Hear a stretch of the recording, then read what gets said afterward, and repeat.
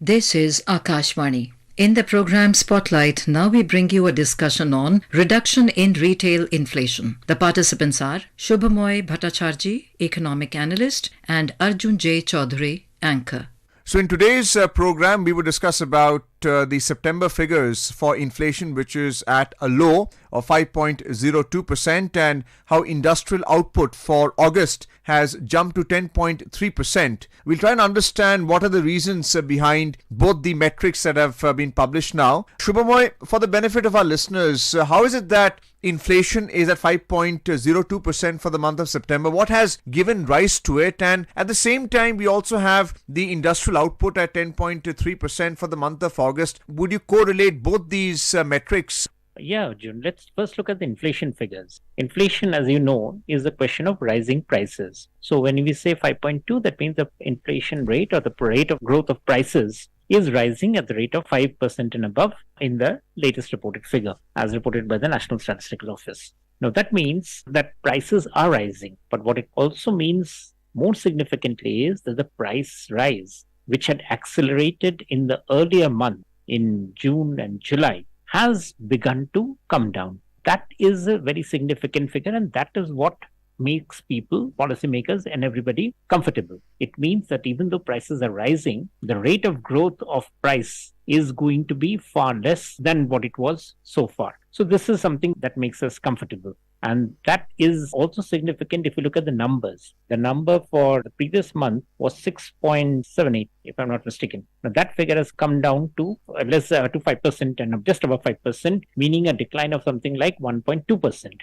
1.2% from that figure. I mean, in terms of change, it's quite substantial. It's about 30% drop. So that's a 30% drop that has happened, and that is the significant feature of the current price phenomena, which has made the RBI feel pleased. The central government obviously will also be pleased, and for the individuals, obviously, that is a reason to be comfortable. It's always interesting to read both the metrics together, but for the sake of our listeners and you, we would discuss about inflation right now. CPI at 5.02% for the month of September. And the news is that is because of the lowering prices of vegetables. How has the government managed to ensure that the prices of vegetables in the food and beverage part of the computation is low? If we compare it to the consumer food price index, the inflation rate is at 6.56% for the month of September as against 9.94% in August. So how have we managed to bring down food inflation if you compare it month to month? That's right. And one of the major things that we should understand in this respect is the role of the Reserve Bank of India. The Reserve Bank of India doesn't have much of a role in the prices of vegetables and cereals. But the reason I bring up RBI is for a particular reason. What's the reason? Reserve Bank has been tasked under the MPC Act to ensure that inflation stays close to 4%.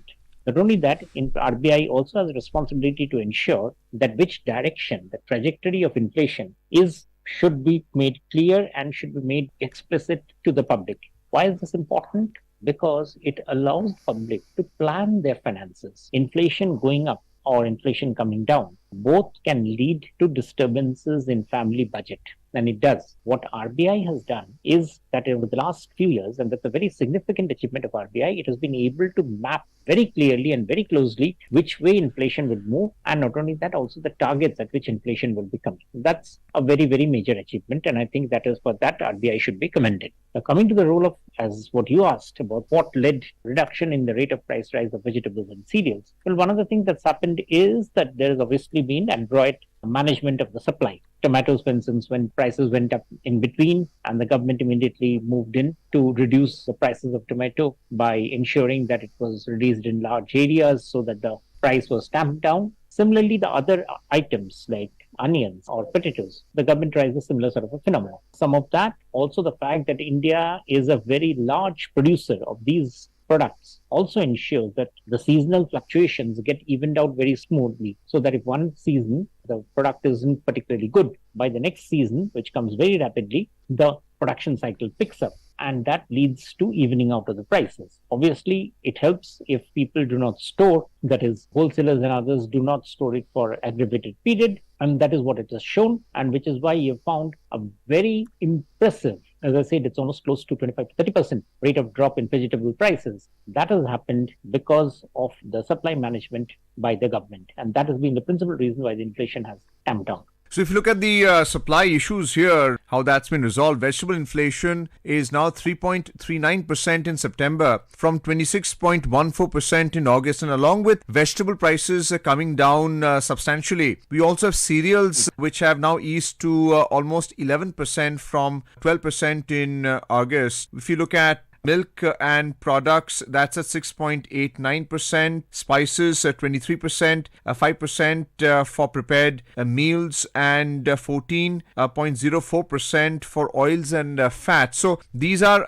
parts of the food inflation basket which is not really looked into, but it's a substantial drop. If you look at even the supply chain that they have looked into, the government has taken mitigating measures for. Are you telling me that it's because of seasonality, or is it also in terms of price control, not allowing predatory pricing in the supply chain? Yeah, Jun. In fact, that's what we discussed. We discussed that essentially two things happened. That first of all, the government moved in to ensure that the production that was available also moved across the states in a much more distributed way. So the government did play a significant role in terms of ensuring that the prices didn't go out of proportion. And that definitely helped, because as we found that instead of the shortage persisting, in fact, if the controls had been of a wrong sort, then the shortage would not have gone away. The shortage would have just simply eased up and then again would have flared up again, and inflation would have stayed high. But in this case, what has happened is that the shortages have not shot up. So that does show a right price control, as we discussed, and also the fact that India should lay claim to the fact that it has hugely expanded the production of horticultural crops. And by horticultural crops, I mean these crops, the vegetables and others. The prices have come down. Along with that, you would also notice that the government has put in export restrictions on the wheat and our rice, and that has also helped in ensuring more supply of these products in the domestic market. So there's a various set of factors, and as I said, all of these are necessary to be taken by government rather than by the Reserve Bank. And the Reserve Bank can only indicate, but it has been indicating very, very, very correctly, sharply, as to where are the weak points that is coming up, and has alerted the government, which is its primary responsibility. So export controls have also led to ensuring that supplies are not affected while prices are relatively low as well. What about the LPG price cut? How important is that when it comes to computing the food price index? Today, we have almost 9.5, in fact, more than 9.5 crore supplies of these LPG across the country. And that's a huge number, because if you multiply that by the average family size of 4.5, that means about 40.5 crore people. So that's tremendous impact that how the price of LPG pans out. As you know, LPG is something that we don't produce, and we almost import almost entire amount of it from abroad, and most of it comes from Saudi Arabia. So LPG prices, even though internationally prices have not exactly softened, but keeping it under control, does that the government, the oil companies are sharing the larger part of the burden and helping to keep the prices steady. So it's also correlated to fuel and light when you look at food inflation, but fuel and light is relatively low. How concerned are you with international market forces for oil price rises? They would, but the interesting thing is that over the past almost 3 years, the price of petrol, diesel at the retail level has been kept steady. When I say the government, I mean the central government hasn't let it fluctuate much. In tandem, the state governments have also been fairly conservative most of the time in changing prices. The government has lost out in terms of rising prices. The government has made up for in terms of volumes. The volume of consumption hasn't gone down, and that has actually helped the government recover some amount of the loss that it has made in terms of the subsidy. So that is an interesting mixture, and that's an interesting challenge, and that is something that will be called into play more and more as the conflict in West Asia plays out and impacts the global supply lines, chains of commodities, and so on and so forth. We'll have to see, and these could be difficult going ahead, and we'll take a call as and when it comes. Shubhamoy, the RBI has mentioned about the sub 6% inflation target in order to bring down interest rates, the repo rate, the rate at which commercial banks borrow from the central bank. How do you see these figures encouraging a rate cut, or do you see the RBI playing cautious at this stage because there could be inflationary pressures again, even though they've been mitigated now at 5.02% for the month of September?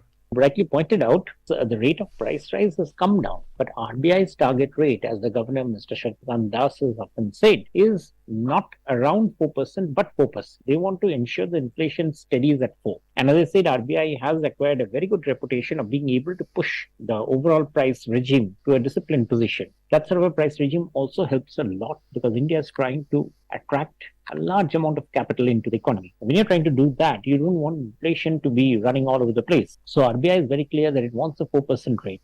If it wants a 4% rate, then what does it mean? It means very simple, that instead of too much of money chasing too few goods, the supply of money should be less so that people don't have their excess money to be able to buy goods more than is being produced. Now, that's the basis of inflation, why inflation typically happens when more money is there. So what RBI has to do, therefore, is to ensure that there isn't more money in the market. And if it has to do that, then RBI has to keep the rates high, and so that the cost of borrowing money for the people is kept high so that they don't want to play the game of trying to see how far in prices that they can raise. Now, given the circumstances, it becomes very difficult for RBI to cut rates at this juncture. And I'm not alone in surmising that RBI will be very cautious in ensuring that it moves to the 4% rate. And to do that 4% rate, it will not be cutting rates at this point at all. Its hawkish stance will continue. Shubhamoy, when we started the program, we spoke about two metrics. One was inflation CPI for September, 5.02%, and the other was the IIP figures. And third, which is in between, is a core inflation, which is again under 5%.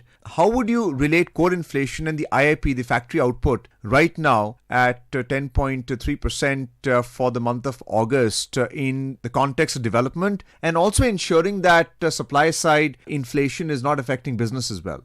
As you can see, and in fact, you did point out the rate of growth of industries, the factory production, which has gone into double digits. And this was somewhat predicted by the S&P index numbers that came out shortly before. It does show two things. One, that industry is moving ahead in producing, but it also shows something more, that essentially this is a reflection of what has started happening since last year. What has happened is that since last year, the banks have started giving out more credit.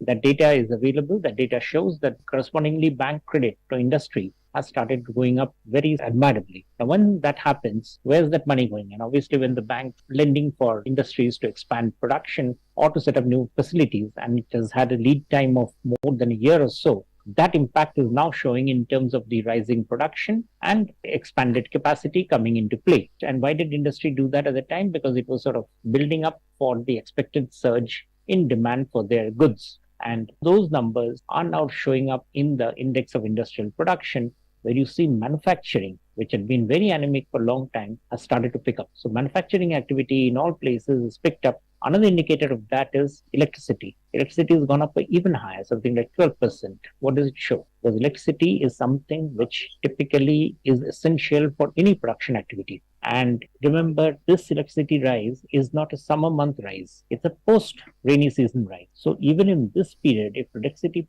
consumption is rising, that means it is the industrial sector which is actually raising its consumption of electricity. And that sort of consumption rise augurs very good for the economy, which means that the production pace, which has picked up, is going to keep up pace for some time because the numbers for earlier months have already been counted. It is now the next month's production which the electricity generation is now financing. So together, two numbers make it very significant in terms of seeing where the prices are going, where the industrial activity is going, and that's good because you have stable inflation, you have a rising industry. That's a very good combination for an economy to be in at any particular point. You also mentioned that's why the core inflation hasn't risen, and that's exactly why, because production hasn't shortened. The production isn't expanding, which is why industries are which is not rising up to capture the prices. It is the production which is rising and which is therefore ensuring that the price rise in core sector isn't particularly high. So just to put it in context, Shubhamoy, factory output has gone up because of 9.3% increase in manufacturing, which is about 78% of weightage on the IIP, the index of industrial production, and manufacturing output has grown by 5% in July and had only contracted by 0.5% in August 2022 in absolute terms. So it has improved to 143.5 in August from 141.8 in July and 131.3 in the year ago period. That is just to put it in context what you had earlier stated to the question I put to you. Thank you so much, Shubhamoy. Thank you.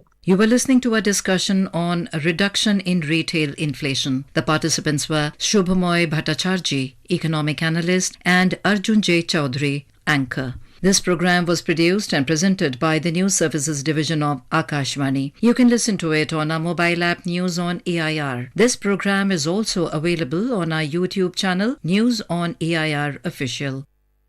This is Akashvani. In the weekly program Current Affairs, now we bring you